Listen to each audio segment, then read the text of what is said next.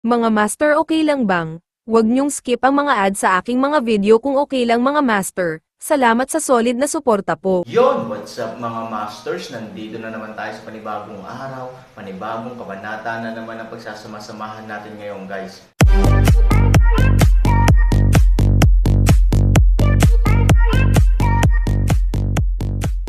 Bali mga masters, kung bago ka pa lang po sa aking YouTube channel, please click the subscribe button, lalong-lalo na po yung notification bell guys, para maging connected pa rin tayo sa isa't isa at maging updated kayo sa mga susunod ko pang video.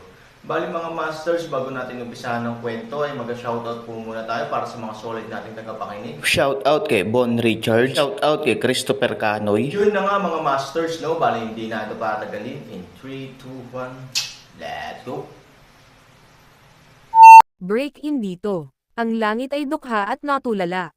Malinaw, hindi ko inaasahan na ganito ang pag-aalala ni Su Yingxia. Gayunpaman, kapag pinag-iisipan kong mabuti, tila nararamdaman ko na ang bagay na ito ay talagang kalabisan, ang mundo ng Tianshu na ito ay malayo sa kasing simple ng iniisip mo. Bagamat malayang makapasok at makaalis ang Aaron, hindi ibig sabihin na pwede rin ang iba. So I mean, kahit may mahanap dito, baka hindi makapasok. Alam mo ba ang ibig kong sabihin? Tumanggaw si Ivory. Siyempre, alam na alam niya ito, ngunit kahit papaano, palagi siyang may hindi masabi na mga alalahanin at palaging nararamdaman na tila may mali. Well, practice hard. Don't always think about what's not. Tsaka, kahit totoo ang pag-aalala mo, sapat na ang kakayahan mo ngayon para mag-isa. There's a purple feeling over there. Nang marinig ito, tumangala si Su Yingxia sa mainit na lilang pakiramdam sa kabilang panig at naisip na tama si Tianjie Qiongqi. Paano matatagpuan ang lugar na ito? Kahit mahanap mo, hindi ganoon kadaling makapasok. Baka masyado akong nag-iisip. Concentrate at magpatuloy. Pagkatapos ay biglang lumipad muli sa langit si Ivory, at saan man siya dumaan, may mga pagsabog. Kung ang Aaron ay nasa paligid ng Ivory sa oras na ito, magugulat siya sa lakas ni Ivory sa oras na ito. Sa mga pagsabog ng pagsabog, mabilis na ipinagpatuloy ni Ivory ang kanyang seryosong pagtatanim pagkatapos lumipad sa kalangitan, kung ang araw ay nakabitin o ang buwan ay nakabitin. Walang makakapidyo sa kanyang determinasyon na maging mas malakas. Ang pagsasanay na ito ay lumipas sa araw at dumating sa gabi. Sa isang kisap mata, umatras ang gabi at muling sumikat ang araw. Sa oras na ito, unti-unting hamina ang pagsabog, at sa wakas ay tumigil ang dalawang figure. Kung tutusin, hindi lang silang dalawa ang nakikinabang ng malaki. Kahit na ang iba sa alyansa ay lubos na hinihikayat. Natutulog sila ng mas maaga kaysa sa mga aso, bumangon ng mas maaga kaysa sa mga manok at pumasok sa seryosong paglilinang. Kung tutusin, ganito pa rin ang ibang babae. Paanong karamihan sa kanilang mga lalaki ay payag na nasa likod ng iba? Bagamat walang pagkakaiba ang kasarian sa mga babae, ngunit napakataas ng posisyon ng asawa ng pinuno ng alyansa na nakakalimutan niyang kumain at matulog. Paano sila magkakaroon ng lakas ng loob at kumpiyansa na hindi magsumikap? Sa loob ng ilang panahon, malapit sa bahay na gawa sa kahoy at bahay na gawa sa kawayan, mayroong patuloy na pagtatanim, at lahat ng uri ng mga aklat ng Dharma ay hindi tumitigil. May isang uri ng hitsura na iyong kinanta at ako ay lumitaw sa entablado. Busy dito, pero tahimik ang Aaron's side. Lumipas ang isa pang araw, ngunit ang Sheng Yuan na piniling humiga ay nakadama ng isang uri ng walang salita na pagkabagot sa unang pagkakataon. Gayunpaman, bagamat ang pagkabagot na ito ay pagpapahirap, ito rin ay nagpapakalma sa mga tao. Sa loob ng maraming taon, hindi siya nagpahinga kahit isang segundo para sa isang obsession. Ngayon, bihira na siyang mag-relax at maging komportable sa kanyang puso, kaya hindi na kailangang magsabi pa. Isang mahabang hininga ang bumasag sa katahimikan. Pagkatapos ay dahan-daang binuksan ni Aaron ang kanyang mga mata. Paano? Nang makitang gising si Aaron, bumangon ang naiinip na Sheng Yuan at naglakad patungo sa Aaron ng nakangiti. It's an unspeakable feeling. I feel my body seems very uncomfortable, but it's very comfortable. Hindi ba mahirap para sa akin na intindihin? But I'm so contradictory now. Napatingin sa kanya si Aaron na may pagkasabik. Mapait na ngumiti si Sheng Yuan, bagaman ang mga disipulo ng simbahan ay namatay sa gutom, ang guro ang nagturo sa iyo. Kung ano ang ginagawa mo ngayon ay kung ano ang gagawin ko. Sa tingin mo ba ay mauunawaan ko ang iyong kasalukuyang nararamdaman? Nang marinig ito, napakamot ng ulo si Aaron at nagpraktis ng 2 araw at 2 gabi, sa sobrang tuwa niya ay nakalimutan na niya ang tuod na ito, pero wala akong nararamdaman sa'yo. Nang maunawaan ni Aaron, naisip niyang tanga na naman siya. Ano ang ibig mong sabihin? Naiintindihan ko at hindi ko nararamdaman ang sarili ko. Mahirap ba akong magpraktis ng mali? Masyado kang comfortable dahil lubos mong pinagkasundo ang chi ng yin at yang. Ang yin at yang ay makinis, at natural na magiging makinis ka. Ngumiti si Sheng Yuan. Kung ganoon, bakit masama ang pakiramdam ko? Hindi naintindihan ni Han Sanchen. Mga master, okay lang bang? Huwag niyong skip ang mga ads sa aking mga video kung okay lang mga master. Salamat sa solid na suporta po. Ang tanong na ito, ngumiti si Sheng Yuan, tumingin kay Han 3,000, at saka walang magawang umiling, napakasimple. Napakasimple. Tinitigan siya ni Aaron na may kain na hinala. Hindi niya talaga alam kung saan ito nanggaling.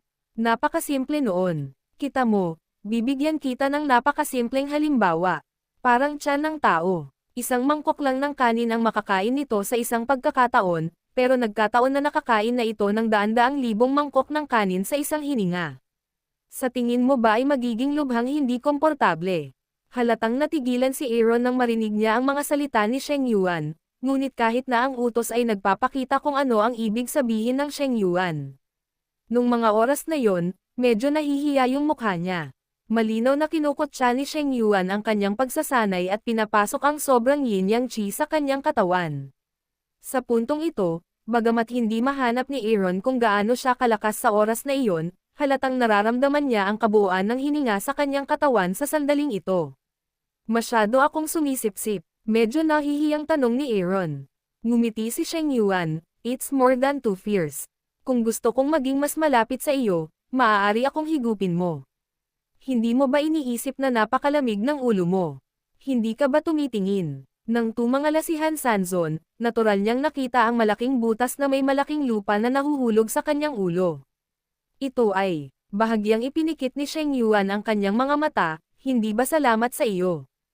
Hindi ba ito direktang nawala kapag sinisip-sip mo siyang? Sabihin mo sa akin, ito ba ay isang simpleng mabangis na salita na maaaring ilarawan? Nakatitig si Han Sanyei sa malaking hukay na mahigit 10 metro kwadrado sa kahihiyan at hindi makapagsalita. For a moment, wala talaga siyang masabi. Buti na lang malaki at malakas ang pwesto ko. Kung hindi, gagawa ako ng kuweba o kung anuman, at hindi ko hahayaan na sirain mo ito ng buo at walang iwanan. Hindi galit si Sheng Yuan. Nang makitang hindi sumagot si Aaron, malumanay na ngumiti si Sheng Yuan at binago ang kanyang tono, gayunpaman, bagamat baliw ang iyong anak na give-in ang kanyang bahay, sulit ito. I don't know where your boy came from, or how your boy's body is fucking constructed. I learned the second level of Liang Yi Tian Shou in your hands in 2 days. Mukhang tinuturuan ako ng anak mo. Nakakailang talaga. Ano ang nararamdaman mo ngayon? Kung kaya mong panindigan, may 1 araw ka pa sa loob ng 3 araw na limitasyon. Kung gusto mong magawa, maaari mong ituloy. Pagkatapos ng baryong ito, wala nang tindahan. Nang marinig ito, bahagyang naramdaman ni Aaron ang kanyang katawan. Bagamat medyo hindi siya komportable, ang pakiramdam ng ginhawa sa kanyang katawan ay maaari ding maayos na maibsan. Siyempre, maaari siyang magpatuloy. Basta, sigurado ka bang walang problemang nangyayari? Hihigop ba ako ng sobra at sipsipin ang sarili ko sa pagsabog at mamatay? Tanong ni Aaron. Malamig na ngumuso si Sheng Yuan, pagsabog. Sa totoo lang, kung may magtatanong sa akin ng tanong na ito maliban sa iyo, pag-iisipan ko itong mabuti. Kung tutuusin, gaya ng sinabi mo, ang posibilidad na ito ay umiiral at napakahusay. Ang katawan ng tao ay palaging may mga limitasyon, at ito ay palaging nangangailangan ng isang mapayapang pagtunaw at proseso ng pag-ulan kapag sumisip-sip ng hininga. Kung ang conversion ay hindi napapanahon, ang pagsabog ng katawan ay ang hindi may iwasang resulta. Tumanggaw si Aaron na parang minasa ng bawang. Oo, ito ang pinakapangunahing sentido komon. Sa pagtingin sa hitsura ni Aaron, si Sheng Yuan ay talagang walang magawa, ano ang iuutos mo? Ang tinutukoy ko ay mga ordinaryong tao. Mukhang may kinalaman sa iyo. Ang aking mga sinabi sa itaas ay nakatuon lamang sa mga ordinaryong tao, at ikaw, bata, ay hindi ordinaryong tao, hindi gumagana ang common sense sa anak mo. Sige, the more I say, the more nagalit ako, bilisan mo, don't waste precious time, if you walk for a second, you'll lose a second. Napakunot noo si Aaron at natigilan sa sinabi niya, gayunpaman, mayroong isang kasabihan na ang Aaron ay lubos na sumasang-ayon, iyon ay, ang oras ay mas mababa ng isang segundo, sa harap ng gayong lugar na may napaka-erangel na kapaligiran ng yin at yang, halos imposibleng mahanap ang parehong bagay sa hinaharap. Sa pag-iisip nito, mabilis na ipinikit ni Aaron ang kanyang mga mata at muling pumasok sa meditation practice. Sumulyap si Sheng Yuan sa kanya. Ang kanyang mga mata ay sobrang komplikado, napabuntong hininga na nanlulumo, at piniling humiga at maghintay muli. Sa oras na ito, sumabog ang tawanan sa langit. Storytelling channel sa YouTube. Hahaha. Ang dalawang matandang lalaki, na nagkatinginan at nagtatawanan, ay hindi mapigilan ang kanilang saya sa kanilang mga mukha. Itong dalawang lalaki, ang isa ay walang alam, ang isa ay nalulumbay, ang isa ay parang naghahanap ng gutom na tigre na makakain, at ang isa naman ay parang isang matandang nakaupo doon na naghihintay na mamatay. Ngumiti ang matandang nagwalas ng sahig. Tumawa si Bawang Tianshu, nalungkot si Sheng Yuan sa pagdududa sa buhay. Hindi ito naaayon sa mga inaasahan. Napailing ang floor sweeper at mapait na ngumiti, walang magawang itinuro ang 8 wastelands book, you guy. It's really a little too much. Noong naghihingalo na sila, lahat sila ay nahulaan na ang lahat ay isinaayos mo at itinago mo ang Aaron para sa iyo. Mabuti pang pahirapan mo ang iba bago ka mamatay at ay pakulong sila dito pagkatapos mong mamatay. Hindi mo ba alam kung bakit ka nagi-guilty? Panipi. Hindi nagalit si Bawang Tianshu at mahinang nagsabi, haha, walang snowflake ang inosente sa ilalim ng avalanche. Kung papunahin mo lang ako, wala ka bang pananagutan para dito? Dapat mong malaman na tayong tatlo ay may kinalaman sa mga gawain ngayon. Tumanggo ang matandang sweeper at hindi itinanggi, ngunit bahagyang sinabi, pero ginagawa mo kung paano ito ipatupad. Hiniling lang namin sa iyo na kunin ang kutsilyo. Ngunit hindi ka namin pinahuli sa paghingi ng isang kutsilyo. Mapait na ngumiti si Bawang Tianshu, ang tinaguriang tagumpay ng isang general ay nalanta. Minsan para makaakyat sa trono ang isang bagong hari, kailangan nating isakripisyo ang ilang mga taong magagaling. Bago ang yumabong na panahon, na hindi ugat ng bansa na nabuo sa pamamagitan ng akumulasyon ng dugo at karne. Bumantong hininga ang matandang nagwalas sa sahig, totoo. Gayunpaman, dapat din nating aminin ang isang hindi mapag-aalinlangan ng katotohanan. Bagamat medyo malupit ang iyong pamamaraan, ang epekto ay ang pinakamahusay. Hindi lamang nahulaan ng mga taong ito ang iyong intensyon bago umalis, ngunit wala, sa kanila ang nagsabi. Ang pinakamahalagang bagay ay ang sinumang may isang bagay sa kanyang kamay ay ipinasa ito sa Aaron. Ang bagay na ito ay hindi lamang nakakatugon sa aming mga inaasahan, ngunit kahit na lumampas sa marami. Sa iyong operasyon lamang, kung nakakuha ka ng buong iskor na 100, maaari kang makakuha ng hindi bababa sa 99. Kapag nawala mo ang marka na iyon, natatakot ka sa iyong pagmamataas. Malumanay na ngumiti si Bawang Tianshu at hindi ipinagmamalaki ang kanyang papuri, sa ilalim lamang ng mataas na presyon, matatakot sa akin ang mga taong ito. Sa ilalim lamang ng kalupitan, matatakot sa akin ang mga taong ito. Kaya't kahit alam nila ang katotohanan, sila ay hinding-hindi maglalakas loob na magsalita ng walang kaparerikan. Alam nila ang ibig sabihin ng pagtataksil sa akin. At the same time, galit na galit ang mga taong ito. Kung wala sa kanila, sa tingin mo ba ay ganoon kadaling sumuko? Natatakot ako sa akin, at dinaig ako ng Aaron. Kaakibat ng mga taon ng pagpapahirap, gusto nilang alisin ito. Nang marinig nila na ang Aaron ay dumating upang lumusat sa gubat, iniisip nila na ito ang taong ako pumapasok man sila o bumalik, mayroon ba silang pagpipilian bukod sa pagtulong sa Aaron. Kaya ang buong sitwasyon ay parang hindi inaasahan, ngunit sa katunayan, lahat ng ito ay nasa ilalim ng aking kontrol. Ang mga salita ay nahulog, at ang 8 wastelands na libro ay tumingin sa matandang lalaki na mahinahon na nagwalas sa sahig. Inalis ng matandang walis ang kanyang ngiti, nag-isip ng kaunti, at sinabi sa malalim na boses, maganda rin ang sinabi mo. Natutunan ng mga taong ito ang kanyang mga pamamaraan, at umaasa sa kanila upang talagang tamasahin ang pakiramdam ng nakatayo sa tuktok ng mundo. Pagkatapos nito, ibabalik nila ang mga bagay na ito sa taong pinili niya. Mabuti, tumango si Bahuang Tianshu at nagsabi, halimbawa, kung hindi siya sinundan ng ikapitong unggoy upang magsanay, paano siya magiging unggoy at mapapakinabangan ang pamilya ng unggoy? Pagkatapos ng basbas ng ika-6 na henerasyon, ang ikapitong henerasyon ay dapat ding maging hindi bababasa.